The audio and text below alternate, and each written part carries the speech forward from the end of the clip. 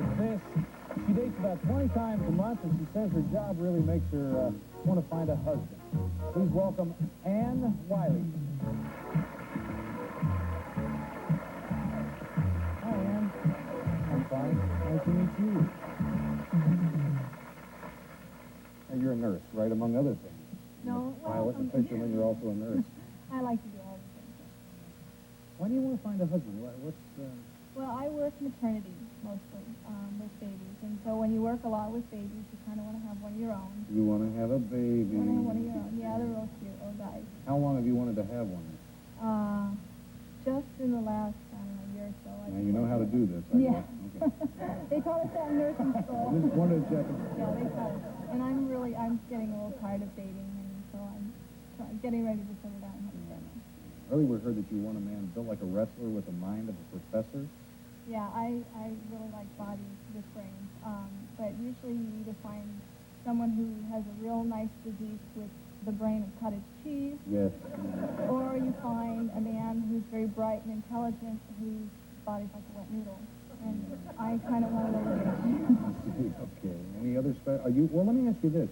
Do you feel like that you would meet their requirements if you wanted a man with a wrestler's body and the mind of a professor? Do you feel like you come up to those requirements yourself? Are those expectations in your eyes, you think? I hope so. If I don't, I mean, I can work a little bit harder. Okay, I'm just curious. Yeah. Okay. All right, let's take a look at the men that Anne had to choose from. Now, remember, you're going to pick the man that you think's best for her. Here we go. First, it was David. He was born in Chicago. He's into aerobics and sailing.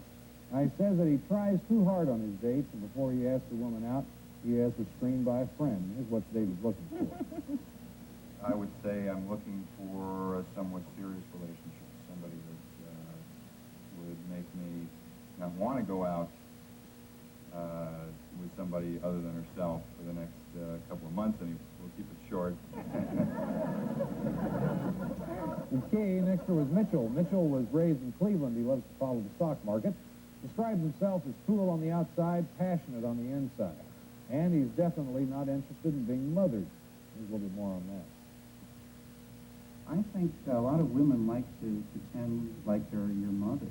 You know, they want to sort of protect you, I've noticed. And I think they enjoy a little boy attitude that you may suggest. All right, finally you watch Terry. He enjoys pinball and roller skating. Now, he wouldn't mind trading places with Hugh Hefner. He doesn't like women who wear lots of makeup, but here's what Terry does like. I'm definitely a legs and bottom person. I like a very attractive, shapely, round bottom, and nice, long, shapely legs.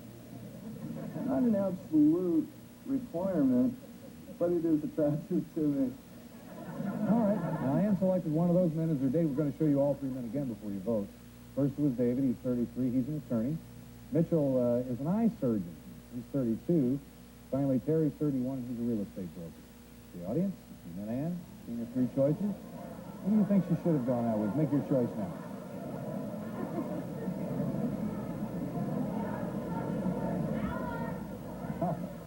We're going to take a break. When we come back, we'll meet the man that Anne selected. We're going to hear everything that happened on the date. We'll do it in 2 minutes and 2 seconds. Be right back.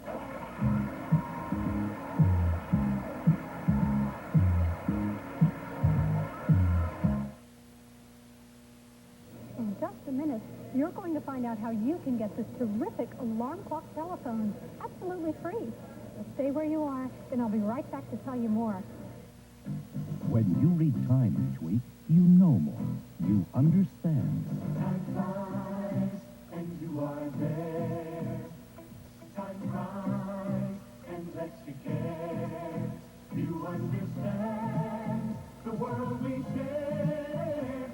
Now Time is offering you more than ever. Order Time right now, and you'll get this terrific alarm clock and push-button telephone in one, free with your paid subscription. Yes, time brings you closer to living. Time puts events in sharp review. Time brings it all right home to you. Each week, Time takes you beyond the news to show you how fascinating the world really is. And now you can get Time for almost half off the cover price. Call 1-800-621-1500 and get 30 issues of Time, payable in 4 easy installments of just $7.49 each. Order now, and you'll also get Time's combination alarm clock telephone, absolutely free. This handsome space saver comes complete with snooze bar and automatic redial. Perfect for your desk or bedside. So call 1-800-621-1500 right now. Throughout your world, throughout your land, time puts it all right in your hand. Reach time and understand. Hi, I'm Jenny, an operator here at Time. Remember, if you call right now, we'll send you Time at almost half off the cover price. And you'll also get free the Time alarm clock telephone with special features like snooze alarms and automatic redial. This offer won't last long, so call now. All righty, we're back. Anne's going to tell us who she selected. I picked David. It's David. There he is. Anne and David haven't seen each other since the date. We always hear from both sides. We're going to say hello to David Griffith. Hi, David. How are you? Good. Just relax back there and jump in when you feel like it, okay? All right. Tell me about the date, Anne. I suggested that we go to Palm Springs. And did you do that? Yes, we did. I drove down the day before the date and, got settled in and everything. And When then did you get to Palm Springs? I got there the same day, in the evening. So you I got drove there down about early as 9:30. well? Yes, I did. Not early. What time did you get there, 9:30 David? in the evening. Yeah, I got there at 2 o'clock in the afternoon. Yeah, by the time I got there, she was out on the town. She was going to have a good time regardless. You were, huh? I went out with my self-appointed godparents. All right, so what happened next? Well, then I met him at the hotel, and my godparents, I'll just refer to him as that, were there as like chaperones in case he was a bigger jerk than I thought he was at the time, and they wouldn't have let me go. Well, she was looking for protection in case she really got Hulk Hogan or wrestling. Were they checking you out pretty good? They were. Yeah, they were. he In did. fact, I got the impression that her godfather was upset because I didn't send flowers to her room the night before. She wasn't even in her room. He thought that wine and fruit basket and cheese and the whole thing should have been waiting for me when I got there. Okay, well, so he picked me up and we got in the car and the car wouldn't start. I mean, I'm dressed in this. His car wouldn't start? His car wouldn't start. That's never happened before. Running downhill, I guess, huh, David?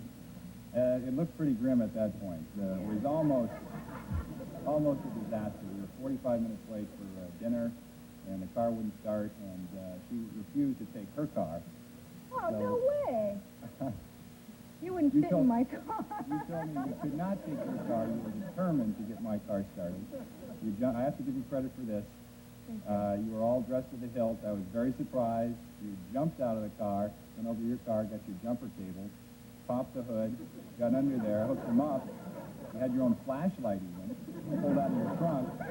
She did all this? It was like she almost willed my car not to start. So you went to dinner? We went to dinner, yeah. How That did was things another go 20-25 minute drive. How did things go at dinner? Well, getting to dinner was still an event. Oh.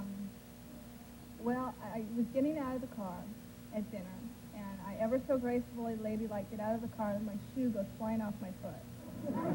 And here poor David is on his hands and knees in his coat and everything, looking for my shoe. More grief. More grief.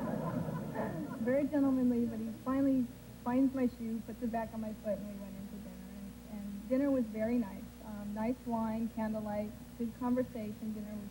We did really well with dinner. So things are looking up a came little finally bit. together at dinner. So he asked me if I would either shoot him or belt him if he kissed me. Oh, so he asked you to kiss him? He asked me if And I would what- hit him if he kissed me. and what did you And I say? said no. So So he kissed you were ready to kiss him, yes? Finally, yeah, he kissed me. No, but you were ready Yeah, to I was kiss him, ready. yes. Yeah. Okay.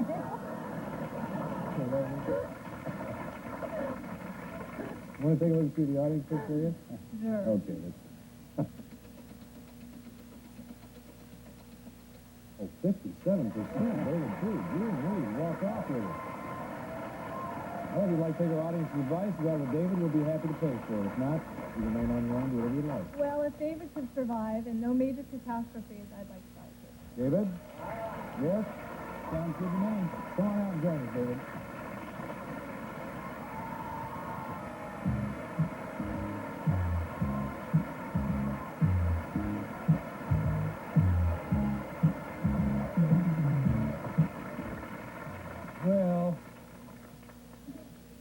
guys, you haven't spoken to each other since the date, right? They told us we weren't allowed to. Those were the rules. Mhm. We played by the rules. So you held the rules and came out in good standing. We have a nice gift for both of you. Thanks for Thank you. coming on the show. Stay in touch with us, will you?